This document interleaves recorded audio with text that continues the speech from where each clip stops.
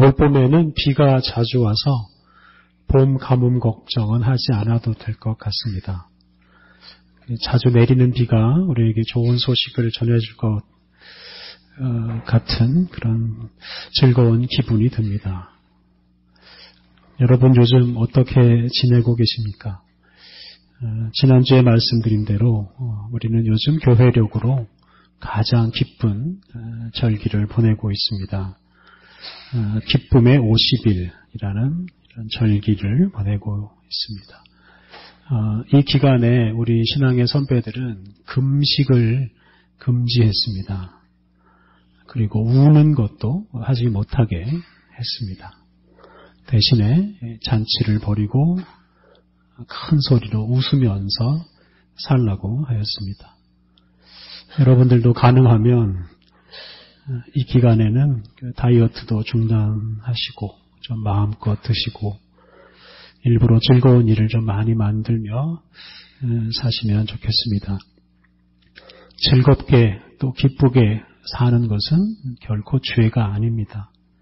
그리스도인이라고 해서 항상 조용하고 절제하며 살아야 하는 것은 아닙니다. 어쩌면 기쁘게 사는 것은 우리 그리스도인들의 최대의 사명이라고도 할 수 있겠습니다. 기쁘게 사는 우리들을 통해서 예수님이 세상에 전파될 수 있기 때문입니다. 가끔 사람들을 만나서 요즘 어떻게 지내세요? 어떻게 지내? 이렇게 물으면 대부분은 그냥 그래요. 그냥 그래. 이렇게 대답을 합니다. 그냥 별일 없이 사는 걸 만족하는 사람들이 많이 있습니다. 기쁘게 산다는 게 참 말처럼 쉬운 건 아닌 것 같습니다. 저도 지난 주간에 한 친구와 통화를 하는 중에 어떻게 지내냐 하는 질문을 받았습니다. 질문을 받는 순간에 그냥 반사적으로 잘 지내. 그러고서 그냥 그렇지 뭐 이렇게 대답을 했습니다. 상대방도 특별한 대답을 기대하지 않았기 때문에 제가 한 대답에 대해서 뭐라고 따로 말하지 않고 그냥 그 다음 대화를 나눴습니다. 그냥 어떻게 지내? 잘 지내? 그냥 그렇지 뭐 이렇게 의례적인 질문, 의례적인 답변을 한 것입니다. 그런데 전화를 끊은 다음에 이상하게도 잘 지내냐 하는 그 질문이 자꾸 마음에 떠올랐습니다. 그러면서 조금 고민을 했습니다. 과연 나는 잘 지내고 있나? 나는 정말 잘 지내고 있나? 생각해 보았습니다. 새벽에 일어나서 새벽 기도회를 위해 예배당에 나올 때 내 기분이 어떠했나 생각해 보았습니다. 새벽에 일어나서 예배당에 나올 때 기분이 나쁜가? 좋은가? 생각해 보았습니다. 일어날 때 힘들게 일어나는 때도 물론 있지만 기분이 나빴던 기억은 별로 떠오르질 않았습니다. 그렇다고 해서 일어날 때 뛸 듯이 기분 좋게 일어난 기억도 사실은 많지는 않습니다. 언젠가 한 번은 현관문을 열고 집을 나서는 순간에 새벽 공기가 따뜻하게 느껴져서 기분이 좋았던 일이 생각이 또 났습니다. 가끔은 깰 때마다 살아있다는 게 감사하게 느껴진 적도 있었고 동료 그리스도인들과 매일 예배를 드릴 수 있다는 것도 감사하게 느껴지기도 했습니다. 새벽 기도회를 마치고 사무실에서 다음날 새벽 기도회 준비를 할 때 기분이 어떠했는지 또 돌아보았습니다. 설교 준비하는 게 어렵기는 하지만 그렇다고 그게 기분 나쁜 일은 아니었다는 생각이 또 들었습니다. 또 설교 준비하면서 가끔씩은 말씀의 새로운 의미, 깊은 의미를 깨닫고 아주 기분이 좋아진 적도 있었습니다. 사무실에서 집으로 돌아와서 신문을 보면서 아침을 먹을 때 기분이 어떠했나 또 생각을 해보았습니다. 신문에서 반가운 소식을 보면서 즐거울 때가 있고 또 맛있는 음식을 먹으면서 즐거울 때도 있었습니다. 아침을 먹고 아이들을 학교에 데려다 주는 일도 생각해 보았습니다. 사실 그 시간이 아이들하고 대화할 수 있는 가장 좋은 시간이기 때문에 아이들을 학교에 데려다 주는 일은 가끔씩은 아주 즐거운 일이었습니다. 이런 식으로 하루 일과를 하나하나 생각해 보고 되돌아보니까 그냥 그럭저럭 살고 있다는 생각은 하게 되었는데, 하지만 정말로 기쁘고 감사하는 시간은 너무나 부족했다는 생각을, 반성을 또 하게 되었습니다. 그래서 좀 의도적으로 오늘 여러분들에게 기쁘게 살자 이런 제안을 하고 있고, 또 제안만 하고 저는 가만히 있을 수 없으니 여러분들과 함께 기쁘게 살기로 지금 다짐을 하고 있습니다. 여러분도 좀 여러분의 일과를, 하루 일과를 되돌아보면서 순간순간 기쁘게 사는 그런 노력을 같이 하면 좋겠습니다. 기쁘게 사는 것은 참 좋은 일이지만 기쁘게 사는 것은 한편으로는 참 쉽지 않습니다. 오늘 본문에서 우리로 하여금 기쁘게 살아가도록 힘을 주시는 우리 예수님을 함께 만나시면 좋겠습니다.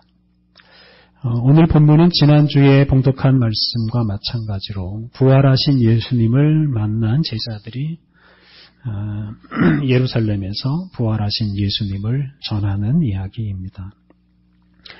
먼저 누가복음에는 제자들이 부활하신 예수님을 만나는 이야기가 나옵니다. 지금 이 부활하신 예수님께서 제자들을 만날 이 당시에 제자들 중에서 엠마오로 가던 두 제자 그리고 베드로, 이 세 사람은 부활하신 예수님을 이미 만났습니다. 그래서 이 사람들이 다른 제자들에게 부활하신 예수님에 대해서 이야기를 하고 있었습니다. 그런데 이 다른 제자들은 예수님을 직접 만나지 못했기 때문에 이 부활하신 예수님에 대한 확신이 없었습니다. 그래서 의심하는 사람들이 있었습니다. 이렇게 예수님의 부활을 주제로 대화하고 의심하고 있을 때 그때 예수님께서 제자들에게 나타나셨습니다. 그런데 예수님을 만난 제자들은 놀라고 무서워합니다. 우리식으로 표현하자면 죽은 예수님의 귀신이 나타난 줄 알고 무서워하고 떨었습니다. 예수님의 제자들은 예수님이 부활하실 것을 사실 전혀 생각하지 못한 사람들이 많습니다. 예수님을 만났다는 다른 제자들이 증언을 해도 믿지 못했습니다. 그들은 예수님의 부활을 믿지 못했고 그들 앞에 나타난 예수님은 유령 같은 존재로 여겼습니다. 이때 예수님께서 그들로 하여금 확신을 갖게 하시기 위해서 당신이 부활하셨다는 것을 더 분명하게 말씀하시고 보여주십니다. 38절부터 40절을 제가 다시 한번 읽겠습니다. 예수께서 이르시되 어찌하여 두려워하며 어찌하여 마음에 의심이 일어나느냐. 내 손과 발을 보고 나인 줄 알라. 또 나를 만져보라. 영은 살과 뼈가 없으되 너희 보는 바와 같이 나는 있느니라.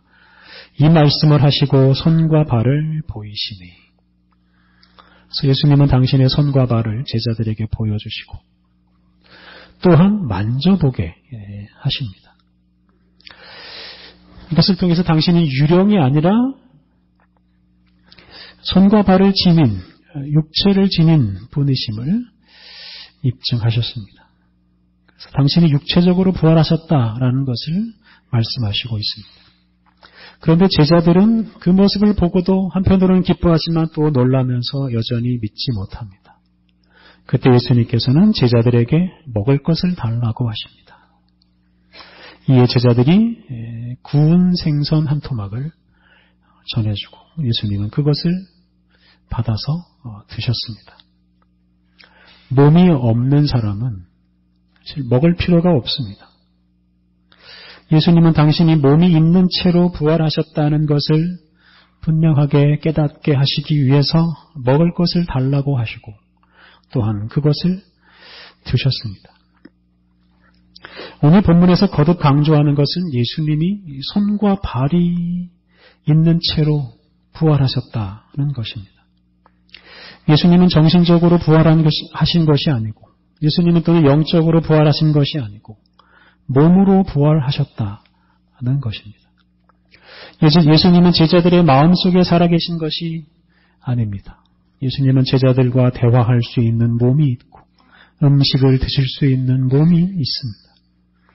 예수님은 그 몸으로 제자들을 만나주시고 제자들을 만져주셨습니다.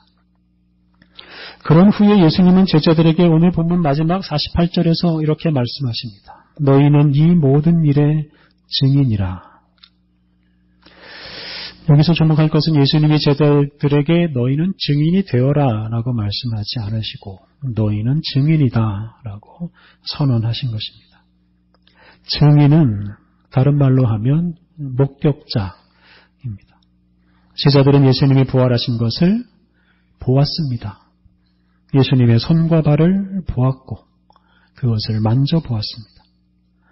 그들은 가장 가까이에서 부활하신 예수님을 목격하였습니다.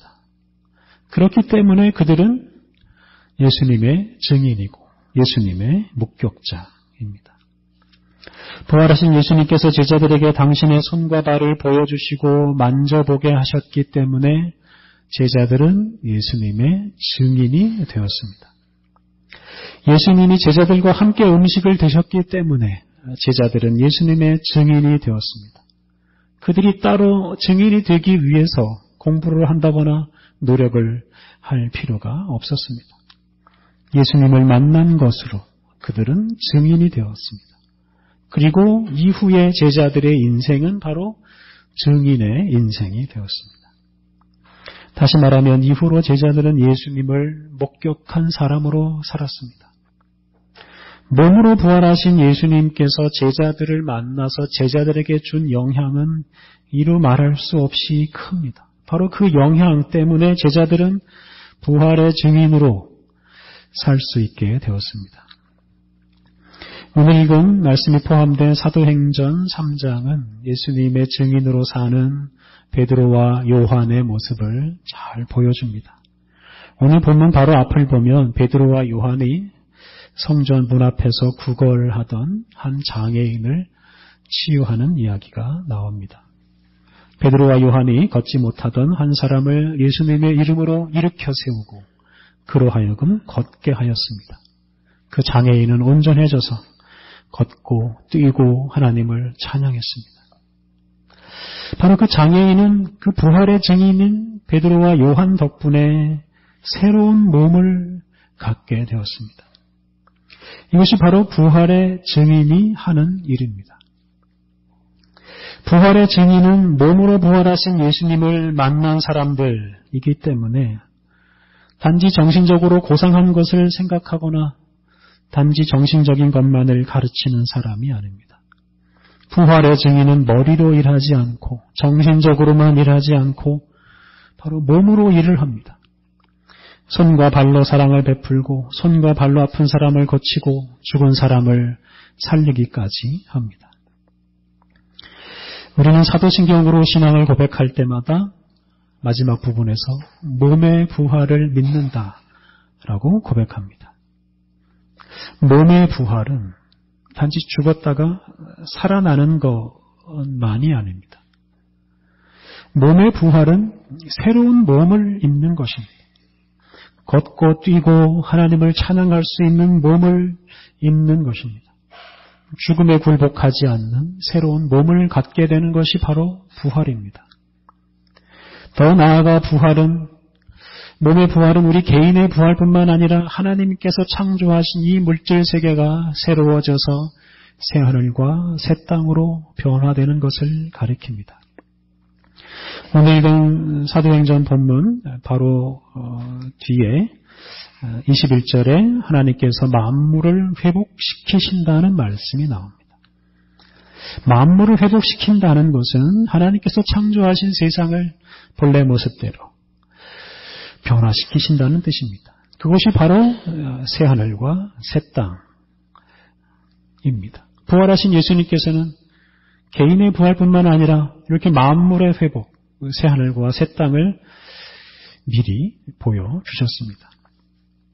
이렇게 예수님의 부활은 우리의 몸의 새로운 변화, 또한 이 물질 세계의 새로운 변화가 이루어질 것을 분명히 보여주는 사건입니다. 그리고 부활하신 예수님을 만난 예수님의 제자들은 바로 그 증인으로서, 부활의 증인으로서 사람과 온 세상의 변화를 세상에 보여주며 살기 시작했습니다. 베드로와 요한이 못 걷던 사람을 걷게 하니까 많은 사람들이 놀라서 베드로와 요한 곁으로 몰려들었습니다. 그때 베드로가 부활하신 예수님을 증언하기 시작합니다. 오늘 본문이 바로 베드로가 많은 사람들 앞에서 부활하신 예수님을 증언하는 설교입니다. 12절 베드로가 이것을 보고 백성에게 말하되 이스라엘 사람들아 이 일을 왜 놀랍게 여기느냐 우리 개인의 권능과 경건으로 이 사람을 걷게 한 것처럼 왜 우리를 주목하느냐. 베드로는 이 사람이 걷게 된 것은 자기나 요한 때문이 아니다라고 말합니다. 그들에게는 그럴 능력이 없다라고 말합니다. 베드로는 그를 낫게 한 분은 바로 부활하신 예수님이시다라고 선언하고 그 부활하신 예수님을 사람들 앞에서 증언하기 시작합니다. 그리고 이 설교에서 베드로는 예수님이 부활하셨다라는 말씀을 반복합니다. 13절 상반절 아브라함과 이삭과 야곱의 하나님 곧 우리 조상의 하나님이 그의 종 예수를 영화롭게 하셨느니라. 영화롭게 하셨다는 것은 십자가에서 죽으신 예수님을 살리시고 높이셨다는 뜻입니다. 아버지 하나님은 예수님을 죽음에서 건지시고 하나님 우편에 앉게 하시고 온 세상을 다스리는 영화로운 지위에 올리셨습니다. 15절에서도 예수님이 부활하셨다는 것을 강조합니다. 15절 하반절 그러나 하나님이 죽은 자 가운데서 그를 살리셨으니 우리가 이 일의 증인이라. 하나님이 죽은 예수님을 살리셨습니다. 그리고 제자들은 부활하신 예수님을 만났고 부활하신 예수님의 증인이 되었습니다. 그리고 그 부활하신 예수님으로 말미암아 그 장애인이 치유되었다고 강조합니다. 16절 그 이름을 믿음으로 그 이름이 너희가 보고 아는 이 사람을 성하게 하였나니 예수로 말미암아 난 믿음이 너희 모든 사람 앞에서 이같이 완전히 낫게 하였느니라. 걷지 못하던 장애인이 걷게 된 것은 바로 그가 부활하신 예수님을 믿었기 때문이라고 말합니다. 14절을 보면 베드로는 예수님을 생명의 주라고 표현하였습니다. 예수님은 생명의 주님이십니다. 예수님은 공생의 기간 중에 많은 병자를 치유하셨고 또한 죽은 자를 살리기까지 하셨습니다.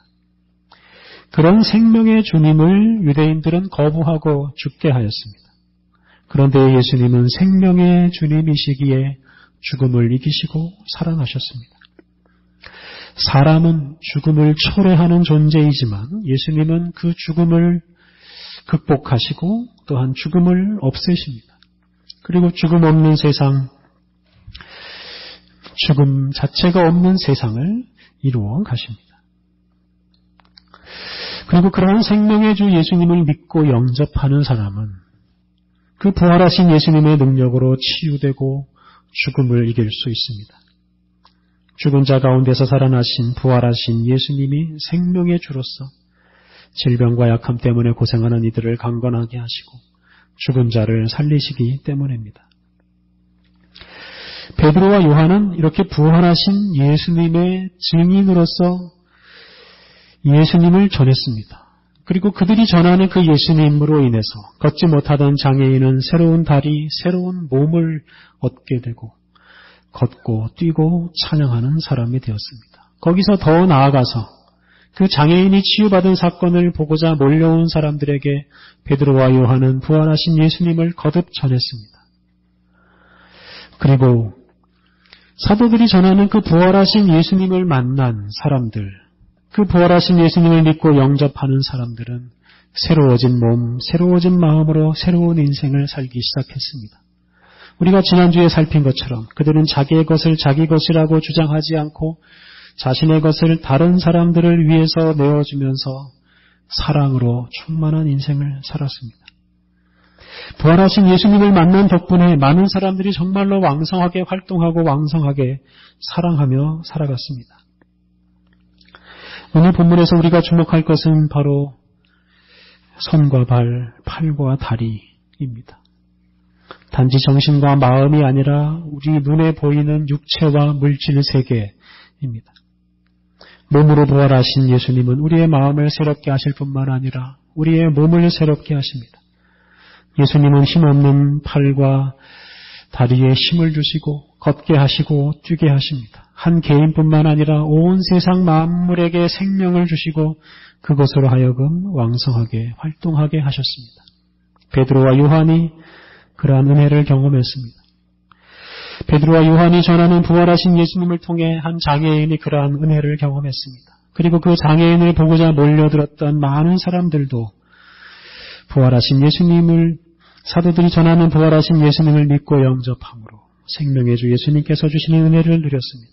그리고 오늘 우리들도 2000년 전에 세워진 그 부활의 증인들을 통해서 세워진 교회, 그리고 그 교회를 통해서 전파된 예수님을 만남으로 우리가 은혜를 누리고 우리가 부활의 증인으로 살아가고 있습니다. 사랑하는 성도 여러분, 우리가 부활의 증인으로 살아가는 것은 단지 우리의 노력으로 이루어지는 것이 아닙니다. 앞에서 말씀드린 대로 그것은 오직 부활하신 예수님을 만나는 것으로 시작됩니다. 지난주에 말씀드린 대로 우리는 요즘 부활절 절기를 보내고 있습니다. 부활절 7째 주일까지 보낸 다음에 우리가 성령 강림절을 맞이하게 될 것입니다. 이 부활절, 이 부활의 계절에 우리들이 성경을 통해서 선포되고 또 예배 중에 선포되는 이 말씀을 통해 우리 가운데 임하시는 부활하신 예수님을 만나기를 힘써야 하겠습니다. 부활하신 예수님을 만날 때 우리의 표정이 달라지고 우리의 몸이 달라지고 우리의 인생이 달라지게 될 것입니다.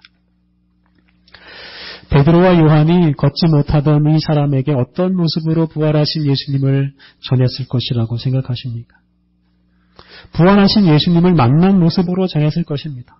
기쁘고 감사하게 사는 모습으로 부활하신 예수님을 전했을 것입니다.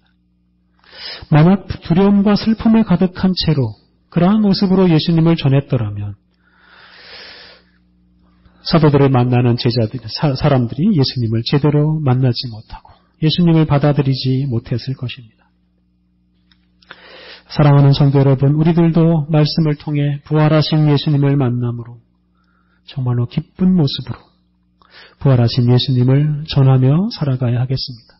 우리가 단지 말이나 정신이 아니라 우리의 얼굴과 우리의 손과 발로 우리의 팔과 다리를 사용해서 부활하신 예수님을 증언하고 또한 그러한 증인으로 각 사람들과 물질로 만들어진 이 세상을 새롭게 하며 살아가야 하겠습니다. 성도 여러분, 천지 만물이 왕성하게 생명력을 발휘하는 봄입니다. 여러분의 인생이, 여러분의 몸이 봄과 같아지기를 바랍니다. 부활하신 예수님께서 여러분들과 함께 하심으로 여러분의 몸이 새로워지고 여러분의 인생이 새로워지기를 바랍니다. 그로 인해서 여러분의 인생이 부활의 증인다운 복되고 거룩한 인생이 되기를 바랍니다. 함께 기도하겠습니다. 하나님, 우리로 하여금 부활하신 예수 그리스도를 믿고 영접하게 하시고 생명의 주 예수님께서 주시는 은혜를 누리게 하시니 감사합니다. 주는 부활하신 예수님을 만난 우리의 몸과 우리의 인생이 생명과 기쁨으로 충만하게 하옵소서. 그리하여 우리 인생이 부활하신 예수님을 드러내는 증인의 삶이 되게 하옵소서. 하나님, 주님께서 부활의 능력으로 우리를 살리시고 온 세상을 살리시고 새롭게 하심을 믿습니다. 부활하신 예수님을 통해 온 세상을 다스리시고 구원하실 줄 믿습니다. 우리가 그 일에 신실한 증인으로 살게 하옵소서. 몸의 부활과 새하늘과 새 땅을 꿈꾸며 살게 하옵소서. 온 세상을 구원하신 하나님의 뜻을 우리의 몸과 우리의 삶으로 전하게 하옵소서. 우리들이 처한 곳에서 몸의 부활을 굳게 고백하며 부활의 증인으로 살게 하옵소서. 예수님의 이름으로 기도드립니다. 아멘.